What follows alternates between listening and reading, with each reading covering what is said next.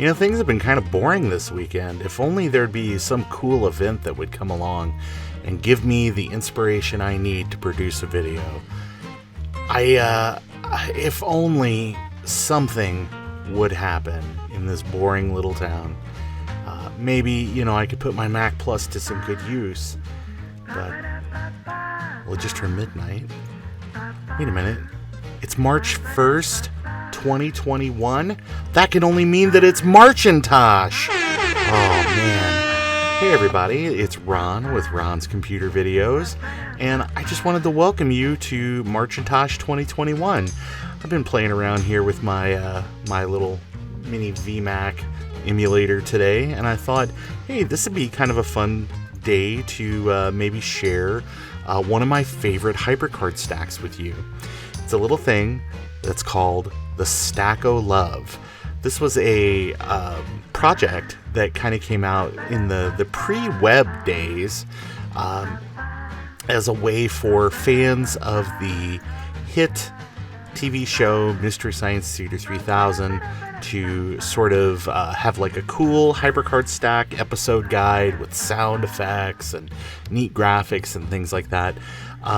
I'm here on a black and white Mac, but this was updated many times kind of over the years as new episodes, new seasons of the show came out, and as new people kind of came up with ideas for fun content. But the creative force behind this is Lynn Siperelle, who real nice lady and super misty, really great person. So let's check out the stack.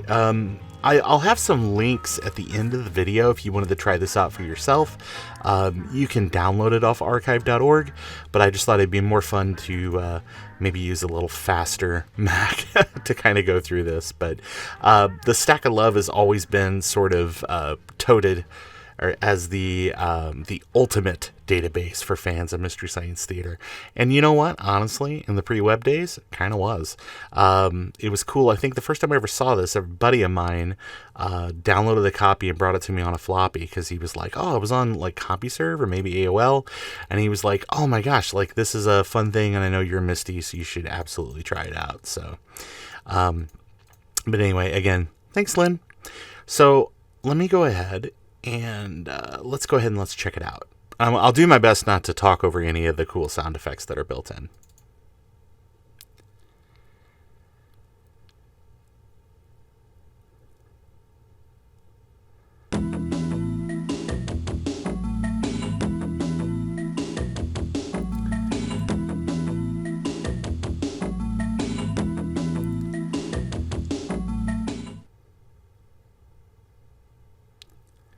That famous Macintosh dithering, and also a great opportunity for me to show you kind of something I guess I didn't know back in the day, but if you hit Command Spacebar, it makes the menu of your Hypercard app go away, so you can actually just explore the thing. And this is something I guess you could build in, because I sure don't remember like playing Cosmic Osmo and seeing the file edit menu at the top. So, but let's just go ahead and we will.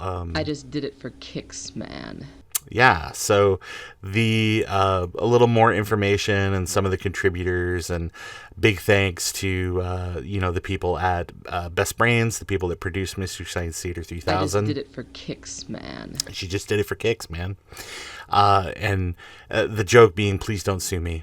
And that, and I guess she was kind of worried about that for a while, because she refused to do interviews and stuff about it for many years about making this. So people in the Mystery Science Theater community, I guess, finally wore her down. And I actually, at the very end of this video, there is a very cool interview with my good friend Amy Goff and I did with Lynn a couple of years ago, just to sort of kind of catalog as much of this as we can right now, with how connected things are and just with people's availability. I just did it for kicks, man. We get it, Lynn. You did it for kicks, man. And this was kind of a neat thing. You could do updates on it. But again, this is the last version to my knowledge. Let's go ahead and let's check out the episode guide.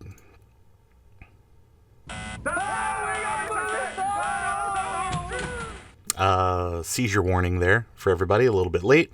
But you can basically, as you can see, it goes all the way up through season 6, which was, to tell you a little bit more about Mystery Science Theater, KTMA was a sort of a independent television station in Minneapolis, Minnesota in the 1980s.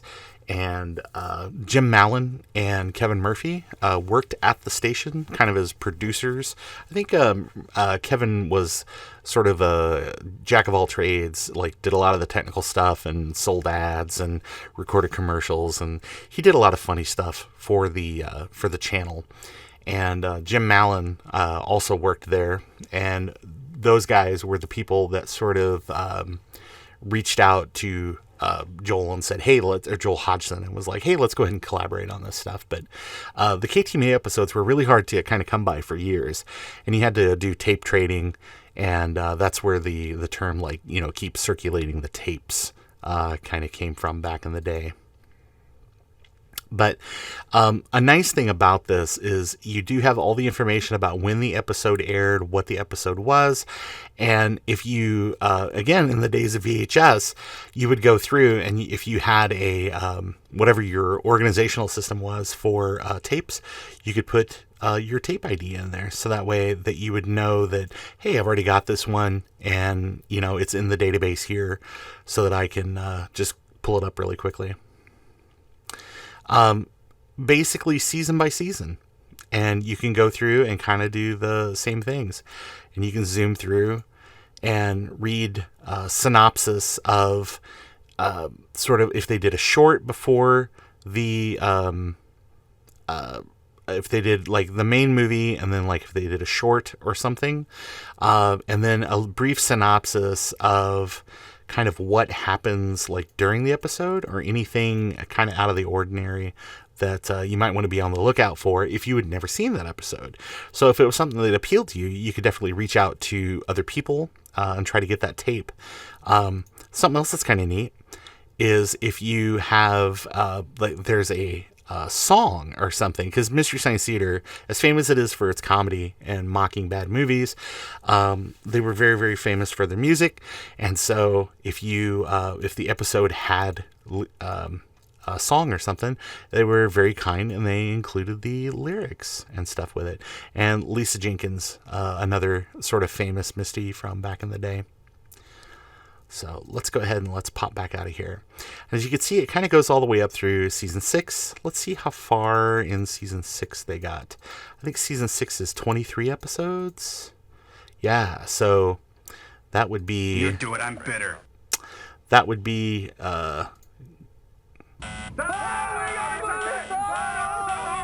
just the very first part of season 6. Seasons 1 through 7 actually aired on originally what was called the Comedy Channel, which later merged with its competing channel, or with a competing channel that was called Ha, and they became Comedy Central, which is still around today. And the first 7 seasons aired there, after which it moved over to the Sci-Fi Channel and ran for another 3 seasons. And then there was a long hiatus, and it came back for Netflix a couple of years ago with new hosts and new jokes and a lot of funny new stuff. But you can go through, and this actually shows... like in the credits section, it'll tell a lot of stuff. Hey, there's Charlie Erickson, everybody's favorite guy. You can scroll through here, and yeah, it's got like a ton of information. So, yep, Comedy Central years. And you can kind of, if you had a question about maybe who was on production staff at the time, this would certainly answer a lot of those questions for you. You do it, I'm bitter. All right, so let's go to the fact. Say, what is the deal with this guy and those cute robots? Yeah, that's a quote from Mitchell. That'd be the first episode that featured Michael J. Nelson sort of as a regular character, who went on to become the host after Joel Hodgson left.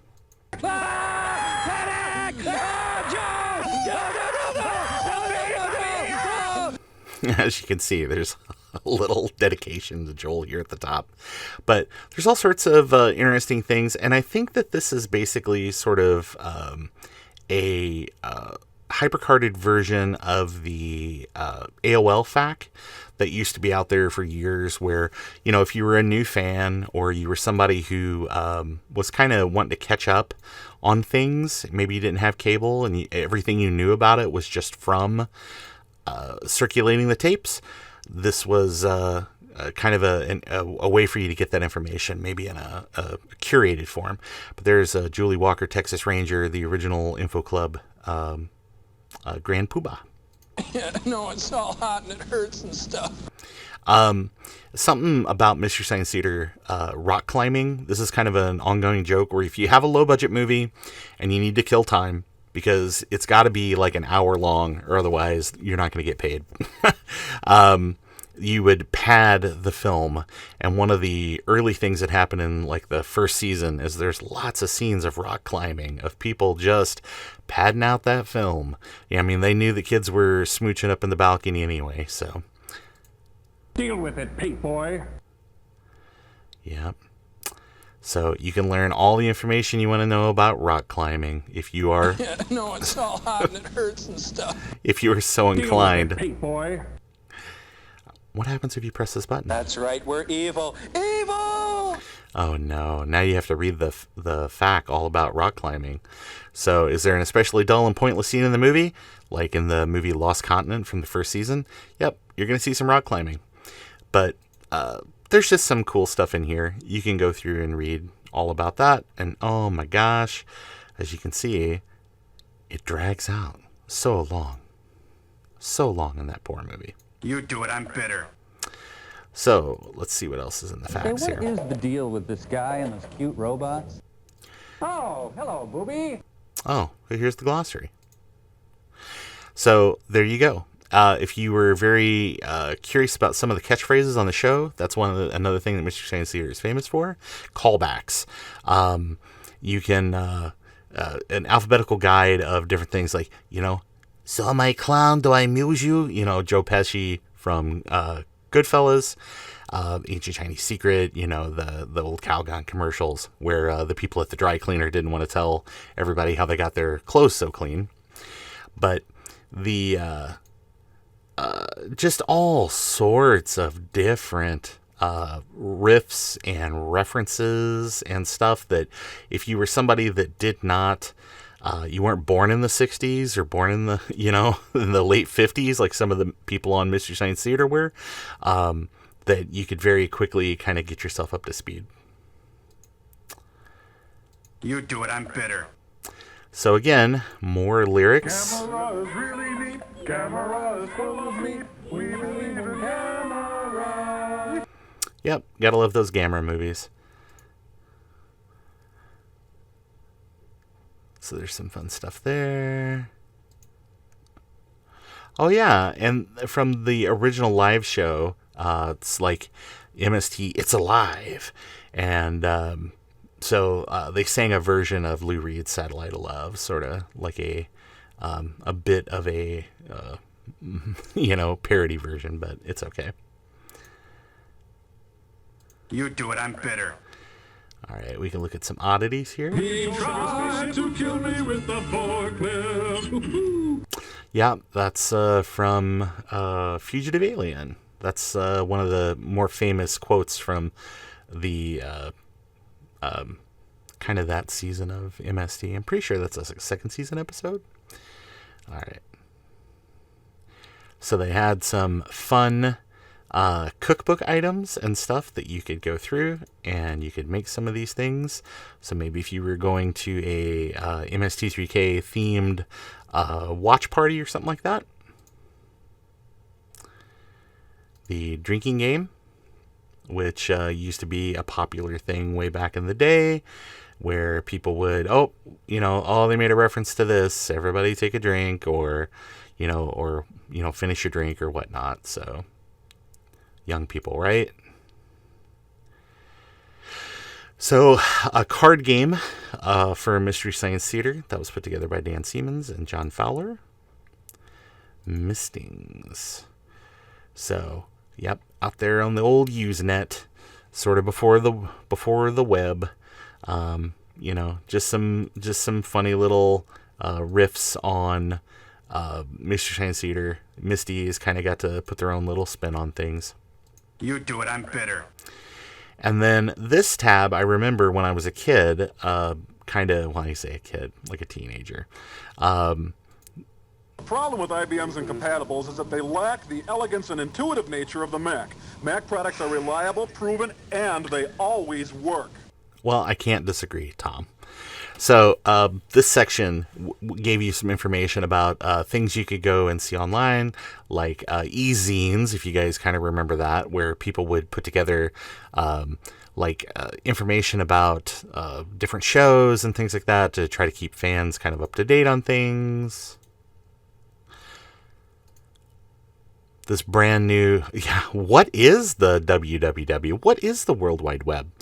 So there were a lot of pages back in the day where people sort of collected different data and stuff. So, I mean, you see sites like the Internet Movie Database and stuff these days, and, they all started in somebody's basement.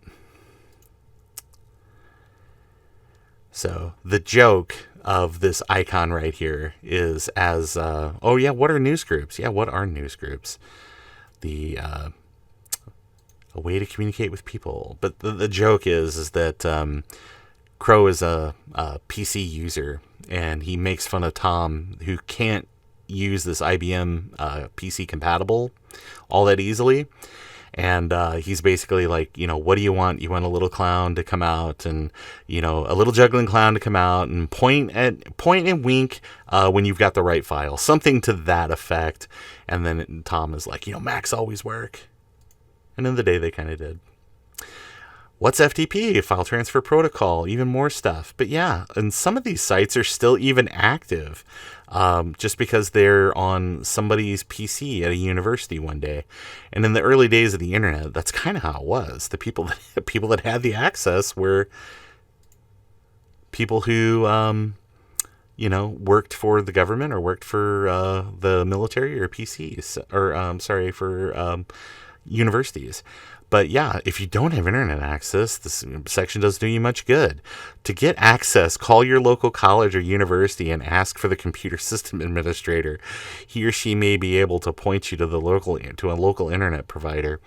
I remember back in the day, it was like a lot of colleges just provided free service because there were no ISPs. The local college was the ISP. You dial in and there you go. Hey, you can write Best Brains an email. No guarantee that they'll respond. Yeah, that's mr.net. That's so great. That's so way dead from a million years ago. You do it, I'm bitter. I'm bitter. I'm bitter as well. So let's see. I'm pretty sure that's kind of the end of the stack.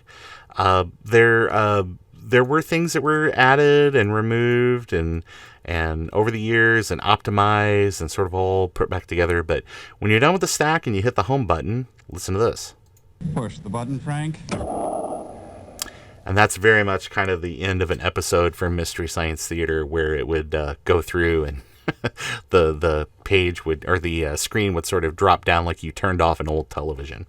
So many of those things are very, very, very sort of esoteric now, much like Hypercard and old Macs. But anyway, hey, thanks everybody for going with me on a little guided tour of that Hypercard stack, and happy Marchintosh to everyone. I'm looking forward to seeing all your cool content. And I normally sign these videos off with, like, you remember Apple II Forever. But I'll say, think different. Think different about Marchintosh. Have a great night.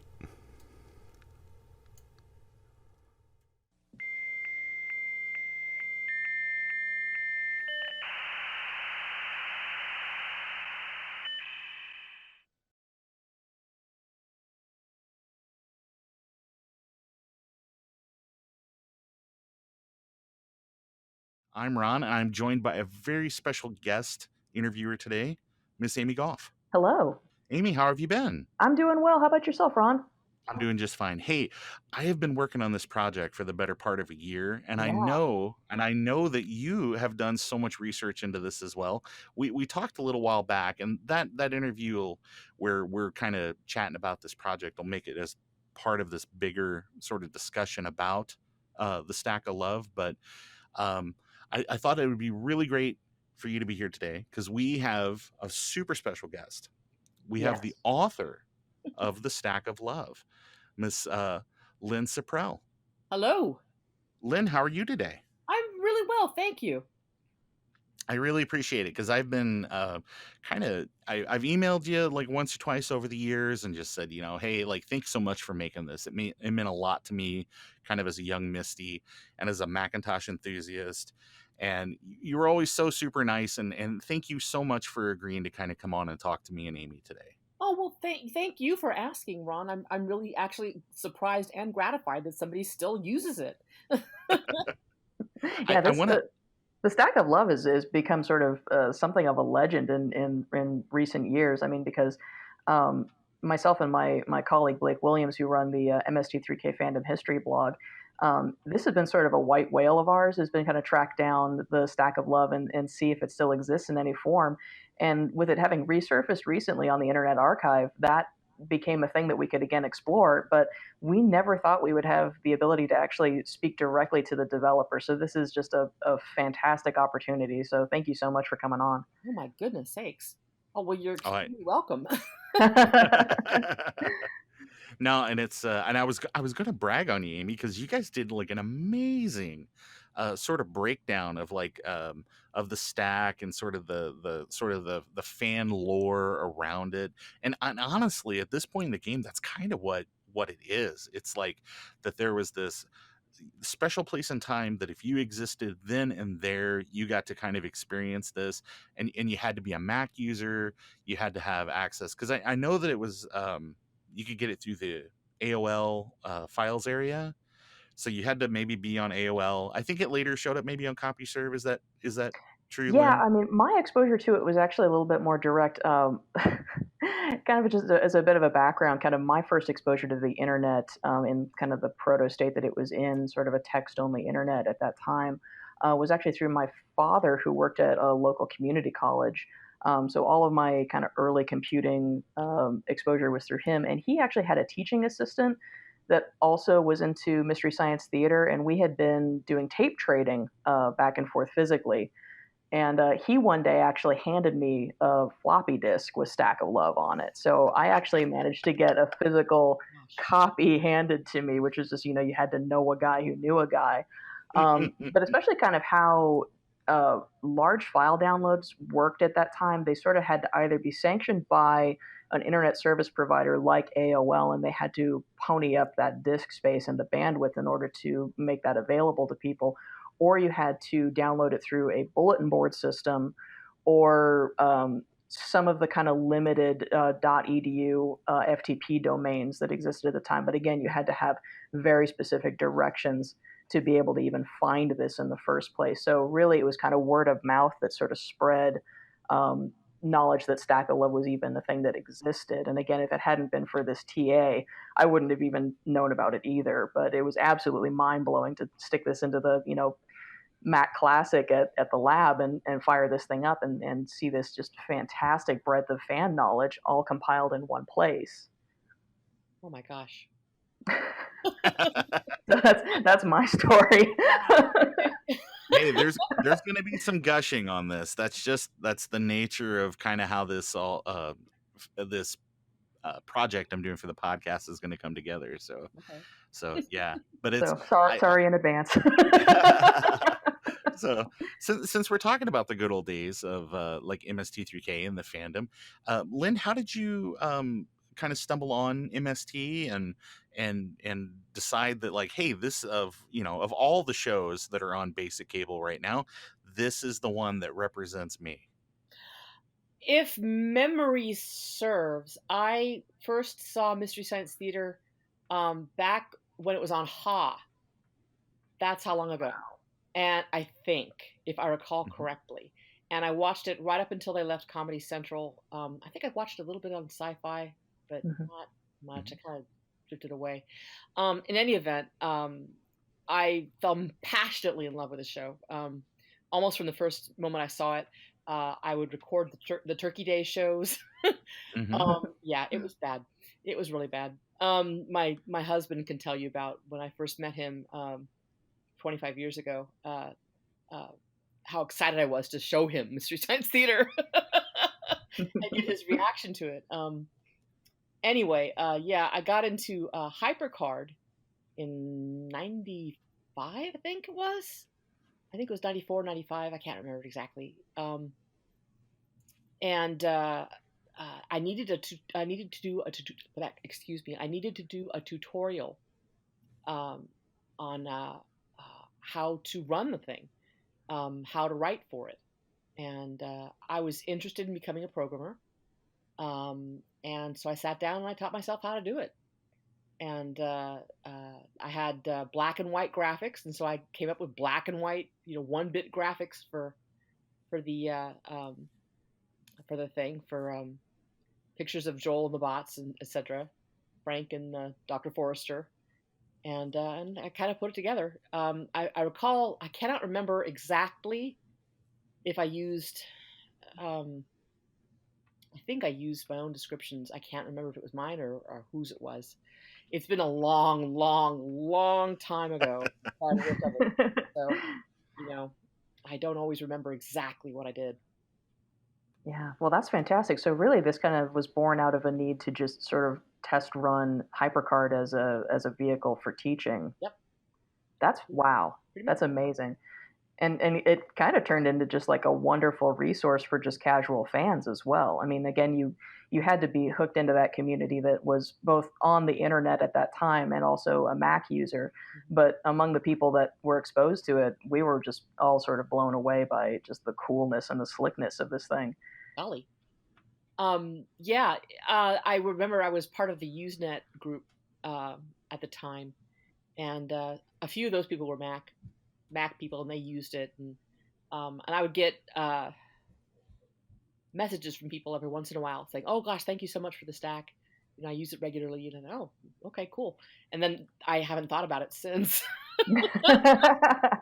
Well, for me, I used the stack actually as part of my tape trading catalog because it did have that feature where you could input your own database information about what tape number and what the time code your own recording was at. And because I was doing tape trading also on the internet through Usenet at the time, that was a really valuable resource for me. Oh, good. And that's just such a cool little feature that Hypercard has the ability to do something like that, and that you saw the utility of that in that use was really fascinating. Oh yeah, I mean, why not?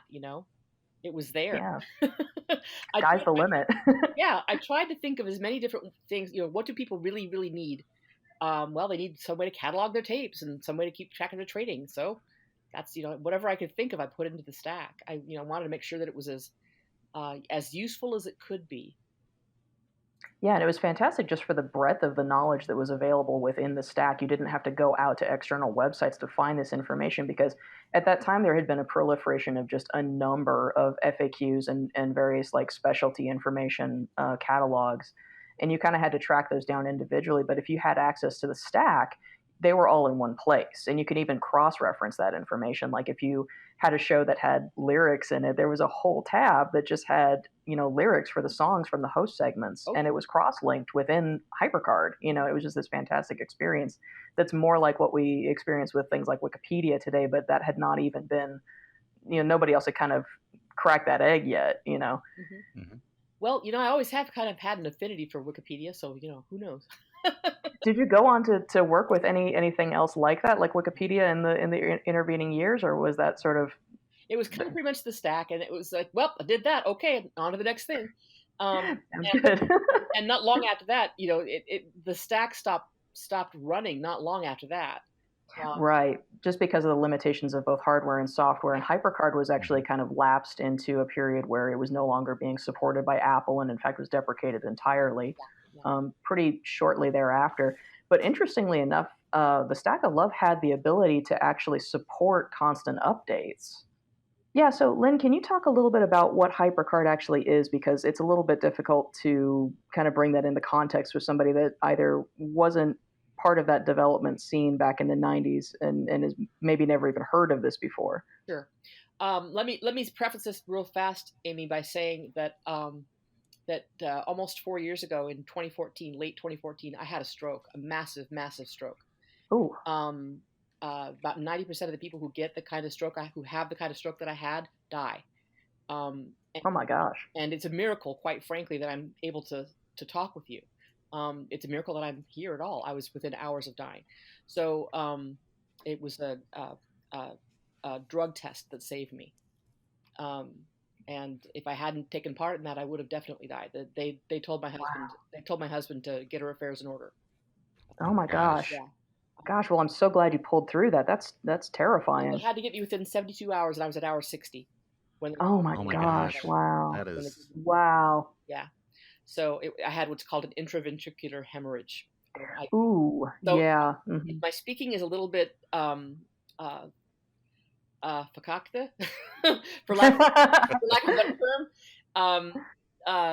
That's what it is, and also the fact that I lose my place a lot. In any event, I tell you that to say that I don't know that I can give an accurate, well, not necessarily even accurate, a complete description. Sure, no problem. Okay, so that's okay. If you'd like, I can give a little bit of background, and you can chime in whatever you'd need to do. Well, basically, I'll try. How's that? Okay, go for it. Yeah, please. That's all any of us can do. Sure. Yeah. I'll give it my best shot. In any event, so Hypercard is a programming language written by Apple. It was originally intended to be what would you consider the simple version of programming. It was supposed to be simple language, easily learned and easily maintained, and it pretty much did that. Writing the scripts was almost like writing, like telling the computer what to do, like almost in so many words, like if this then that. I mean, like literally, if this then that. If you see this, then go do that. If you see that, then go do this. And the computer says okay, and that's what you have. That's your program, that's your stack. A stack is basically a group of instructions and cards. What would you call a card? They're sort of like analogous to individual web pages, Yeah. maybe that are linked by an index. That's the easiest thing I can think of. I mean, really kind of the metaphor they were reaching for was a stack of index cards, I think. That's good. It was supposed to be like a stack of index cards, yeah, that were that each had a little something on it, and then you could link to index cards further on back or further forward. In any event, so each card, you could write instructions on each card that would cause it to do certain things. You click a word and it would do a certain action, or it would play a certain sound. You could link to other parts of the stack.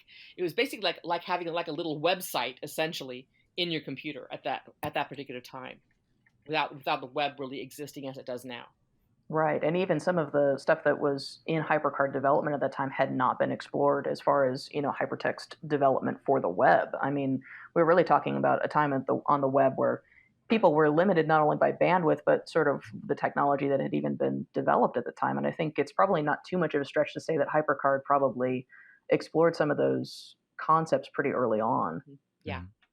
Yeah, to hear the original developer of Hypercard, to hear him tell the story, which is out on I think folklore.org, which has captures a lot of those early stories from Apple Computer, that I think he had maybe self-medicated that night and and while he was tripping, he had this idea of how every with the hyper the meta sort of connections between these cards, and he went in and explained it to I think did a mock-up and then went in and explained it to Steve, and Steve Jobs, and he's like, hey, that sounds amazing, Apple owns this now, which was I guess what he would commonly do.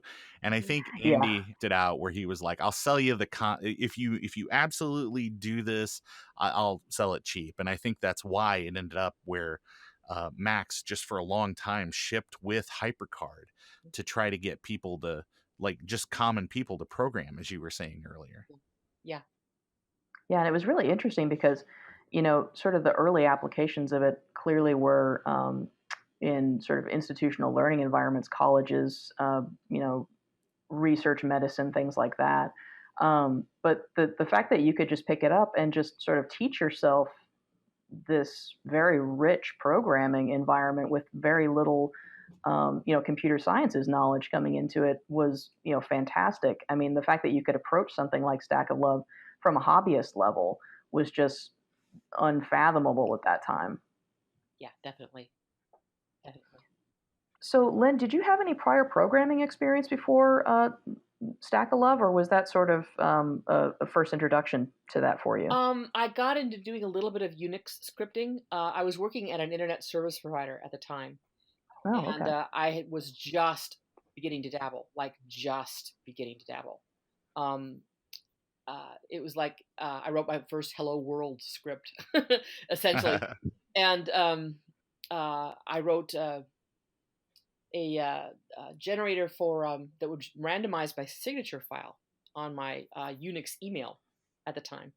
Oh, wow. I That's actually pretty novel. yeah, Yeah. once a minute it would rotate my signature file, and I had about it was just a plain flat file.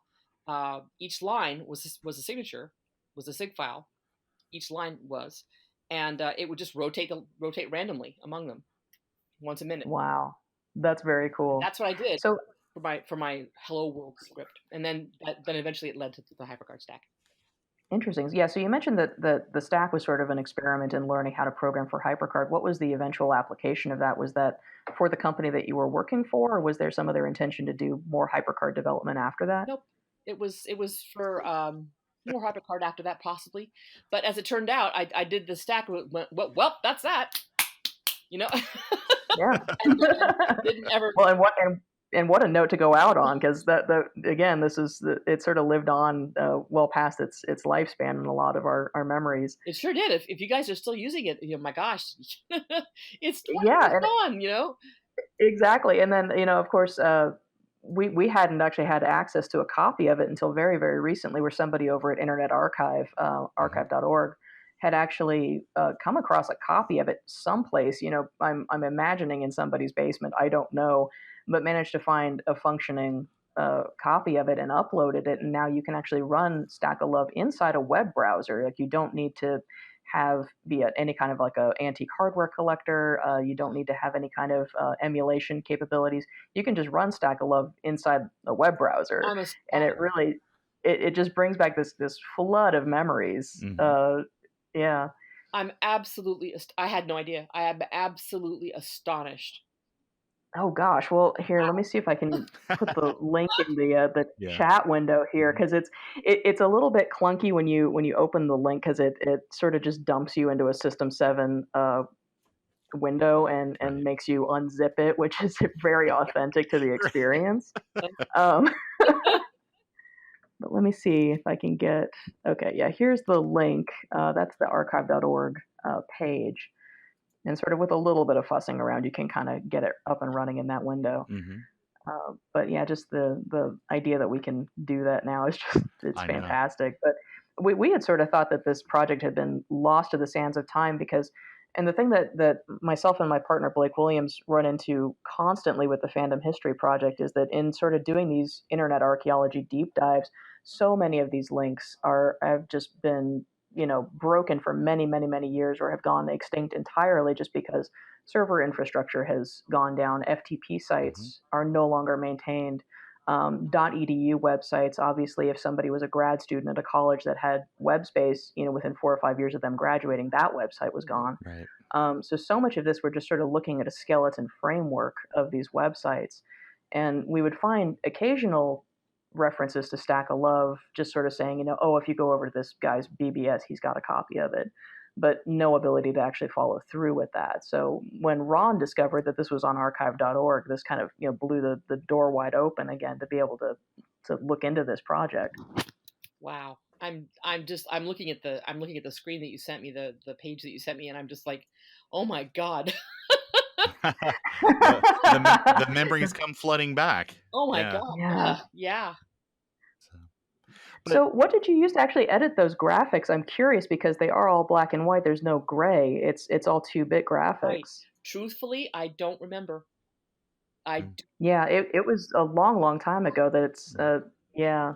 I know kind of contemporary to when it came out, like the Super Scan and stuff was on the market. I know that there were I remember I had a scanner that you actually would place something down on the desk and it would actually rotate a mhm. little black and white camera, you know, Yeah. to kind of capture a lot of these things. So I mean the scans and stuff I remember being very impressed because they did not look like something that would have been um a level of hardware that I had access to contemporary to this.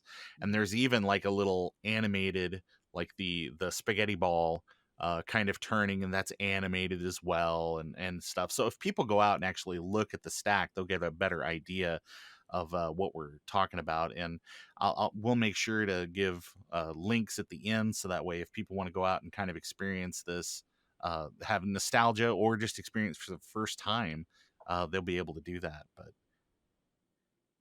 That's amazing to me. yeah, Amazing to me. It is amazing to me, Ron, that you know reached out to me in the first place. Wanted to talk about this at all. It's yeah. It's wow. well, it meant a lot to me, and it meant a lot to a lot of people. And I'm really hoping that when this comes out, that people will that little spark will come back on, and they'll be like, "Oh my gosh, I totally remember that!" Wow. Like, and Yeah. now thanks to archive.org, they can actually go and experience it. And like Amy was saying, you don't need a bunch of special hardware or anything like that. You don't have to be an antique Macintosh collector to do some of this stuff. Although I will tell you that when I found that this was on archive.org after years of looking, I did go out and buy a Quadra 700. So Did you? yeah, Oh my so I God. bought like kind of a nice color Macintosh and fixed it all up and System 7, so that way it was exactly kind of contemporary to that era. And man, it was just like I think I teared up a little bit. Oh, So that's beautiful. So, but it was something Oh, how neat. actually experiencing it like that on a color Macintosh is something that I had never done previously. I always had like I had a PowerBook 100, which is like a black and white, like a Yeah. two bit color or 2-bit, display depth Macintosh. So I always saw the black and white icons and stuff like that. I had no idea that there was like a color icon for it, and I was like, "Wow, that's really cool."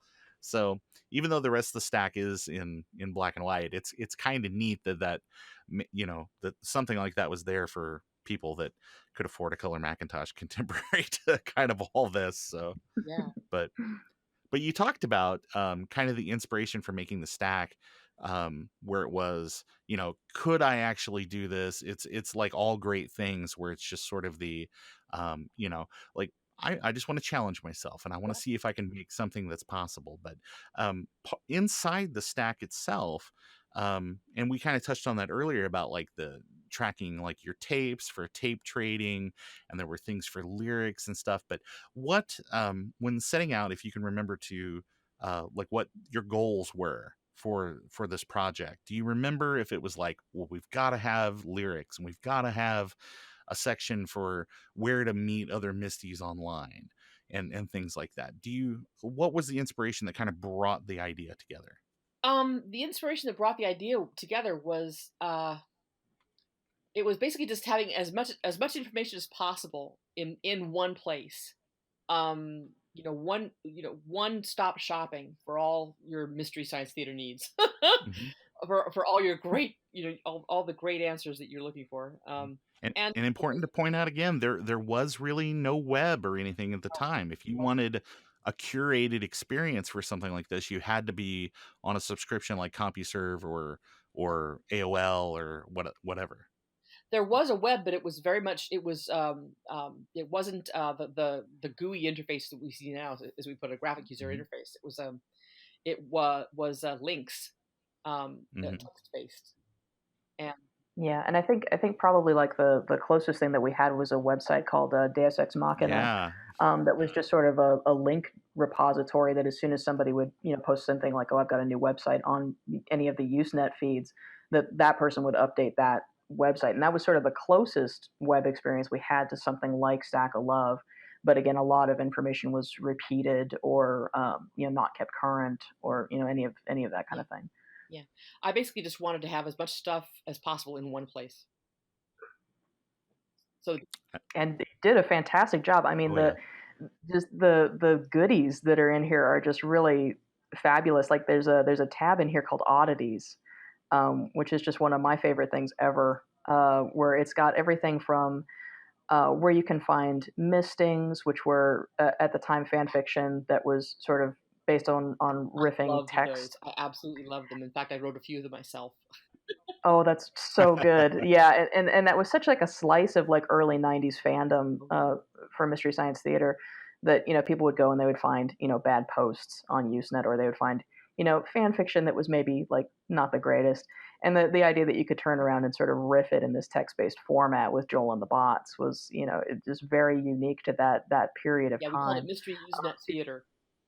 And there was a group called Alt TV MST3K that I was very active in at the time on Usenet, and we were big with the Mystery Usenet Theater. Yes. Yeah, I remember that featuring really heavily. And even here inside the Mistings tab, there's sort of a who's who listing of people who were very big in the fandom at the time. I mean, you've got yourself listed, but there's also other fan fiction writers that were very prominent, people that were, again, people that would operated those big sort of hub websites like Deus Ex Machina. It's really neat to just sort of see that slice of what the fandom was at that particular moment in time. I haven't looked at that stack in probably close to 20 years. I hadn't either, so it was really neat to see it.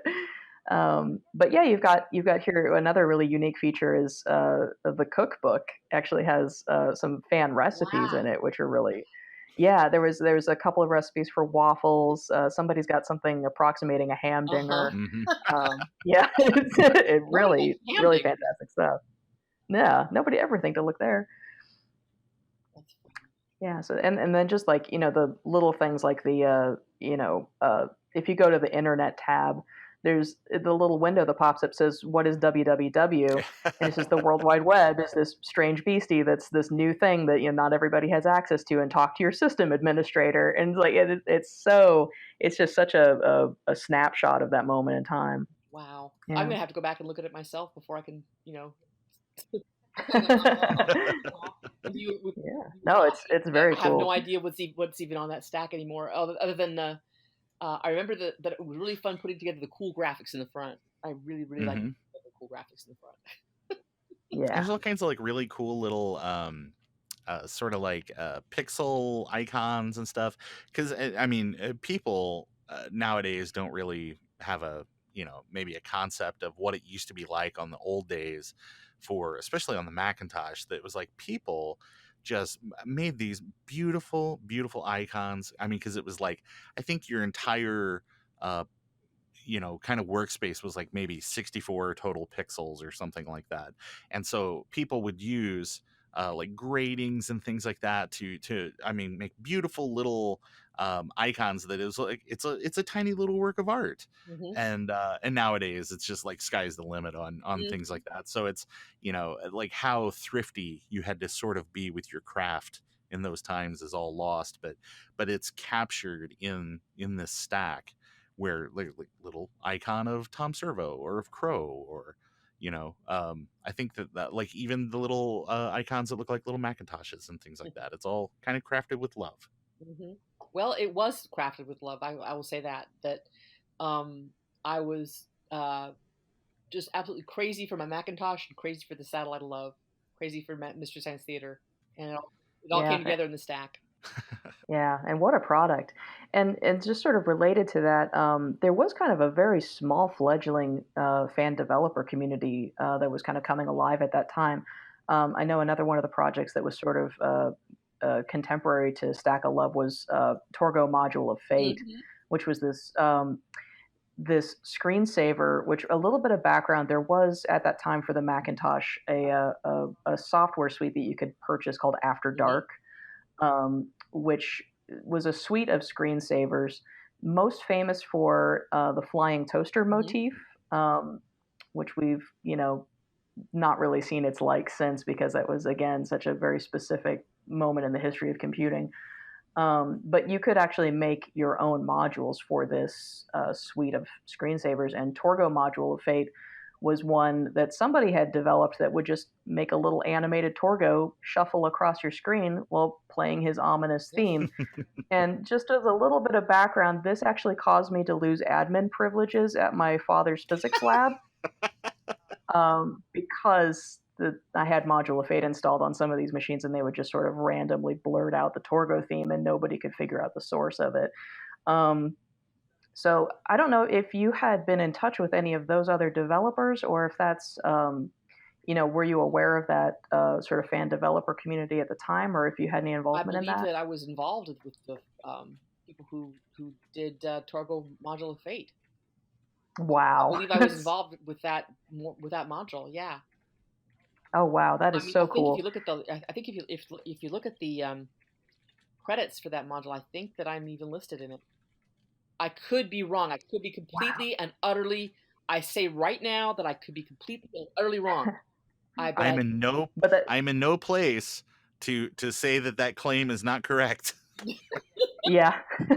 And again, Module of Fate is another one of those that's just kind of evaporated, just because the infrastructure that was used to distribute it is just no longer in existence. But yeah, that's really cool to hear that you were sort of hooked into that other project too. Yeah. Those I'm trying to remember the guys that did it.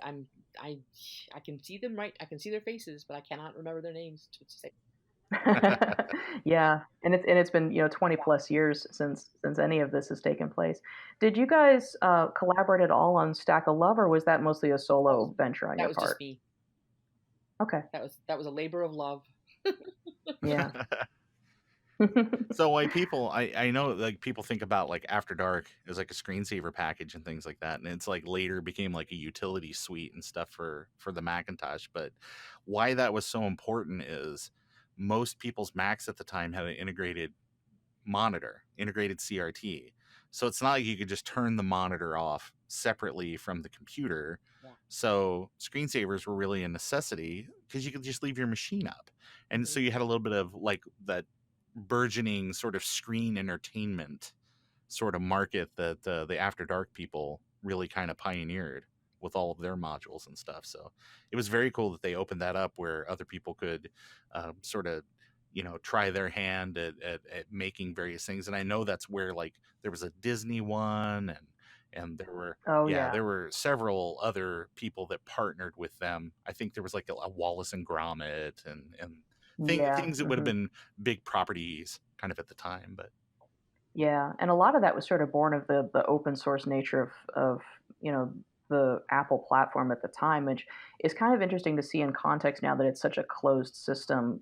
Like I went on to do iOS development much later in life, and just to see how locked down that system is, like really nothing that doesn't pass through them as a gatekeeper can even be run on either Mac OS or iOS or anything like that.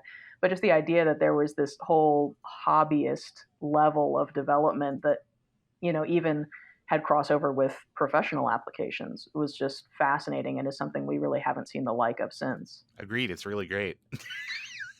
It's neat. Yeah. So we talked about some of the features and stuff of the stack where you've got you've got episode guide, which contemporary to when this came out. I think the version that's out on archive.org is version 2.0, which will take you up through, I think, the end of season 6. Is that am I think so. On base? So okay. Yeah. And so you don't get to see season 7. Unfortunately, kind of the end of the show for the Comedy Central era. Yeah. But it's there's cool facts, and there are like frequently asked questions section, and the lyrics and the oddities, and sort of that internet section about the kind of the burgeoning sort of internet websites and things like that you could go to for more information. But what was your favorite part to sort of develop? Was it because you had said that you didn't directly lift the episode guide information. And looking at it myself, this looks like I've seen the episode and this is what I remember from it. So was that not just from the programming sort of side of things, the sort of enjoyment you get from creating that. I mean, making this episode guide section, things like that. What was your favorite feature of the stack to develop? Oh golly, to develop. Just strictly from a programming standpoint, probably the opening. Just getting it to work, just getting all the graphics in order and getting it to the music to sync with the graphics, which it did initially. The speed of the computer and the speed of Hypercard were such that that the music and the switching of the cards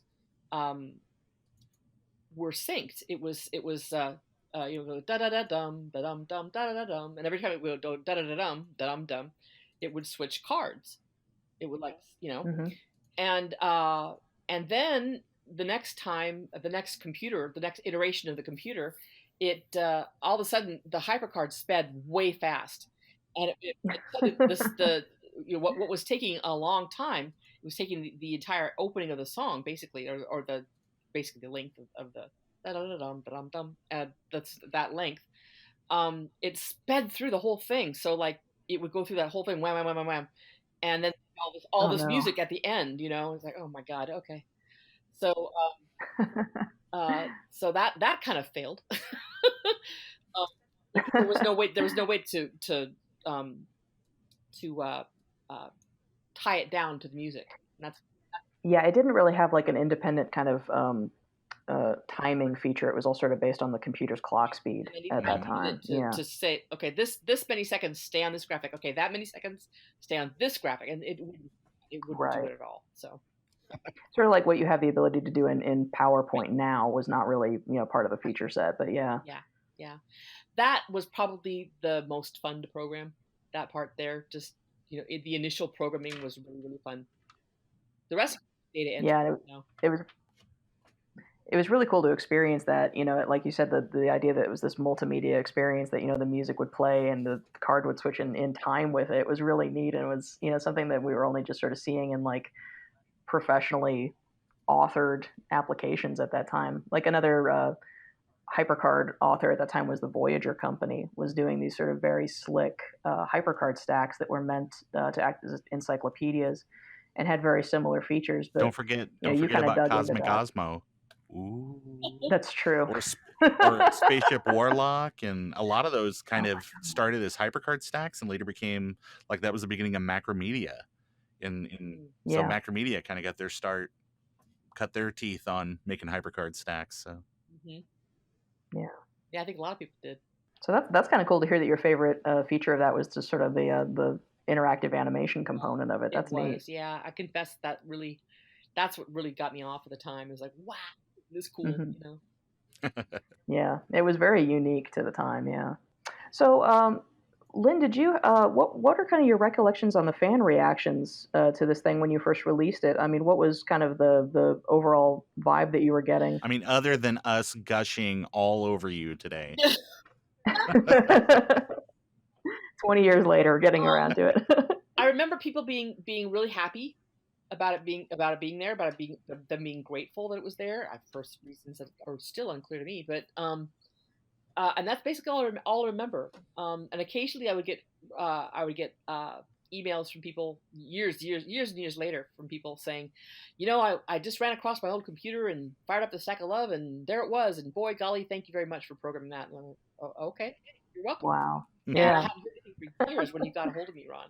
Mm-hmm. Well, it was kind of one of those things where it was I was having one of those nostalgic moments, and I remembered that the stack existed, and just did a little bit of internet detective work, and I was like, oh yeah, and so I just, here's last known email address, and I just fired something off and was like, hey, like, if I'm reaching the right person, thank you. Oh. So. Yeah, I've had the same email address for, golly, 25 years, almost, not quite, since 1996. Mm-hmm. I think 95, 96, I've had that email address. Wow. Yeah. Wow. Yeah, and I guess that's just sort of a stroke of luck because again, so many people that were, accessing the internet through their college or whatever had these .edu addresses that were recycled, after a few years. So that's incredibly Well, lucky. I knew it at the time. I mean, I hear I'd been on the internet since '94, and like the very, very beginnings Mhm. of it, and I knew that my internet address would be going away at some point. But I knew that if I kept, my own domain, my domain is siperelle.com. But if I kept that domain Oh, okay. up, that the email address would be there as long as I wanted it to be. And if it went away, it was me that said it was okay to go away. Yeah, that's interesting. Yeah, because so many people just sort of like were never in control of that at all. I don't even remember what my AOL address was that I was using to post on Usenet at the But do time or you EFNet or any of but those do you other. remember your CompuServe email? Because it was like Ah, yeah, 798-472-AB7254 at CompuServe yeah, CompuServe.com. yeah, It's like, wow, this could not be any less convenient. Thanks. exactly. Could not have made that any more difficult to parse. Yeah. I mean, definitely when I was first exposed to it, again, I didn't, come across it through Usenet or any other kind of internet outlet. I was given it directly on a disk, but it definitely blew my mind to see, somebody that was using this application that I was familiar with. I had seen Hypercard and I had seen other Hypercard stacks that had been developed, but to see this thing that was about this topic that I was intensely interested in, Mystery Science Theater, and to know that a fan had gone out of their way to make something with so much love and attention poured into it, and that it was possible to do this kind of development on a hobbyist basis was really fascinating to me, and definitely kind of I don't think it's hyperbole to say that it kind of pushed me in the direction of thinking about interactive design as a career choice. And again, 20 years on, here I am, an iOS developer. So I kind of want to just say thank you so much for putting that out into the world and making that Well, effort. you're very welcome. I mean, as I've said before, it's really gratifying to hear from people, especially this late, this late in the day. Here it is 20 plus years later, and here you're telling me that that that I meant something to someone. That's incredible. That's incredible. It really is. It's what I always hoped the stack would accomplish. It would it might if it what is that, what is the words I'm looking for? I hoped that it would serve people both as a way of helping their fandom and helping them. You know, doing what the kind of thing that you're talking about, Amy. Um, Yeah. it was a minor hope in the back of my mind. It's like, well, this may inspire somebody to take on Hypercard or programming in general. It might not. It probably won't. But okay, you know. Yeah, well, it definitely did. It definitely had an impact. So yeah, I think success That's on both amazing. fronts. Thank you so much. Oh yeah, I remember way back in the day, I would show this to kind of. We talked about this in the pre-show, was that I'd have friends come over and I would show them this, and they'd be like, "Oh my gosh, like that's amazing! Like how does that even what?" And it's like, "Well, how can I make this work on my Packard Bell?" And it's like, "Well, you go to the Apple Store and You throw away your Packard Bell and you walk down to you, the you yeah. drop about $2,000 on a computer on a Macintosh, and then I'll give you a copy." They're like, "Oh." Yeah. So, but Yeah. I I still go ahead. I'm sorry. no, I was gonna say I've never actually tried it, but Apple did release a version of HyperCard for PC, Oh kind of wow. Wow. late in the game. Um, That must have been at the behest of some of their more like commercial mhm. developers, just because people were kind of moving away from Macintosh at that point for more commercial Right. So applications. I that'll be a project for the future to see if this actually can load up and stuff, because you got to think about the whole. Um, it's not really like big Indian, small Indian, but it's like the bit flip flop between Mac and PC, kind of that era. Hmm. So that will be an Yeah. exciting project to try at some point in the future on a Windows Yeah. 3.1 computer. Yeah. No kidding. Oh I would boy. I would hear. Yeah. And that was. I'm Oh, sorry. sorry. Go ahead. I would hear from people occasionally who had PCs. They say, "Hey, when are you going to put out something for PC?" I go, I'm not going to." Well, what do you mean? Well, this is for HyperCard, and HyperCard is for Mac. The end. Well, you're not gonna do anything for PCs? No. Well, but yeah, okay, Yeah. no. I'm not Hey, kidding. Sorry. while we're asking, has anybody seen the mouse for my Amiga? Oh, Amiga. Oh, yeah. I loved that user interface Mhm. war sketch. And coming back to Stack of Love, it's interesting. There's actually a little feature in here. If you go to the sorry, one second. Let me just look this up one more time here because I was looking right at it. I think it's in the Internet tab. Yeah, it's in the Internet tab. If you actually click on any of the buttons at the top, the buttons are a little black and white man that's juggling balls back and Mhm. forth. And that's actually referenced in that user interface war sketch where he says, oh, I suppose you'd prefer a little animated clown to juggle over the little file cabinet and then wink at you and point to the right drawer. And like that was sort of part of the antagonism between PC and Mac users at the time, was that Mac was this very slick, graphical user interface that, PC was just kind of catching up to. But it's neat to see that sort of reference directly in the Stack of Love, was that little, pre-programmed button that they were referring to directly in the sketch is actually in that. Yeah. I don't think that I did that on purpose, but I could be wrong. I think that may have been a default button in Hypercard, if I'm remembering correctly. Like that was one of the sort of drop-down menu choices that you could pick. But that's just such a clever little wink to that sketch that's actually in this 2-bit graphic here, is sort of Crow and Servo at their computers bickering at each other. I love Nelson, Mike Nelson was the big Mac proponent, because the computer that they actually used in the writing room to like write the riffs, I guess, was just some old IBM PC that like a promoter or somebody had left at the KTMA offices. And so when they left, they stole the computer and took it with them. So they would sit there on this like generic beige box sort of PC, and I think it had like WordPerfect 5.1 or something, and that's where they would write all their riffs and stuff. And Mike was like, this is just, he was the fastest typist, but he's like, this is abhorrent. I hate this experience. This is awful. So one of the first things they bought when they got the contract from the Comedy Channel at the time, from HBO, was that they bought a Macintosh. And he was so happy that it's, that they had moved up. And so I think if you watch like This Is MST3K or one of those specials, they still had like a Mac Classic sitting there. And I think later on they had like a 2CI or a 2CX or something, a color Mac, because they had really made it by then, so they could afford color. Oh, that's really neat. Yeah, and I think even in that sketch, like Tom's trying to open WordPerfect on that little like generic clone PC there. It's just, oh man. It's like WP51 not found. What does that mean? So yeah. Neat. Oh, that's Lynn, cool. all I have to say is thank you so much for taking time out of your day to talk to Amy and I. This has been kind of like with Amy, with her research that she's put in with the nostalgia site, and with everything that kind of with our conversations back and forth, remembrances and all this. This means a lot for you to take some time out of your day to come and talk to us. Thank you so much.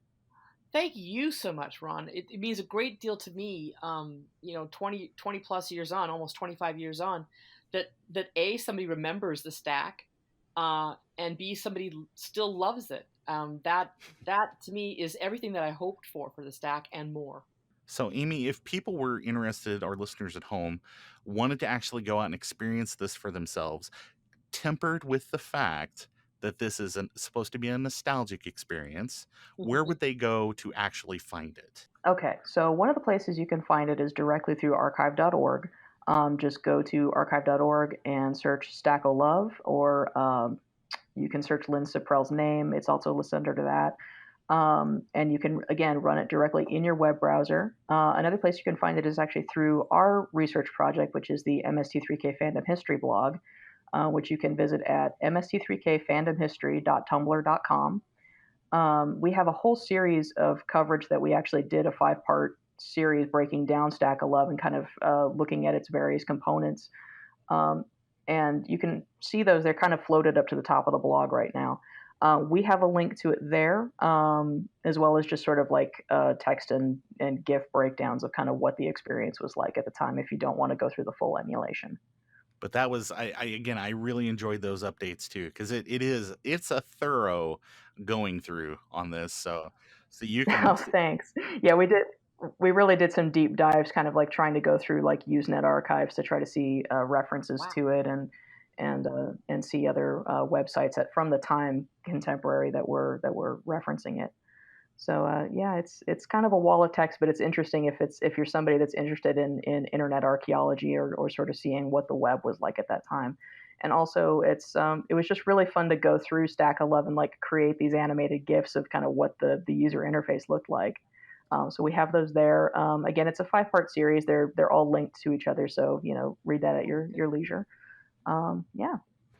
Amy, thank you very much for co-hosting with me on this project. This has been just a wonderful trip down memory lane, and thank you for being a friend of the Revival League and helping us out with things like that. Oh, well, thanks so much, Ron. It's been a real pleasure. Thanks for having me back, and it's been a great honor to talk to you, Lynn. Thank you, Amy. It's been a really great honor to speak with you. Thank you. This has been Ron. This has been Amy. And everyone have a wonderful evening.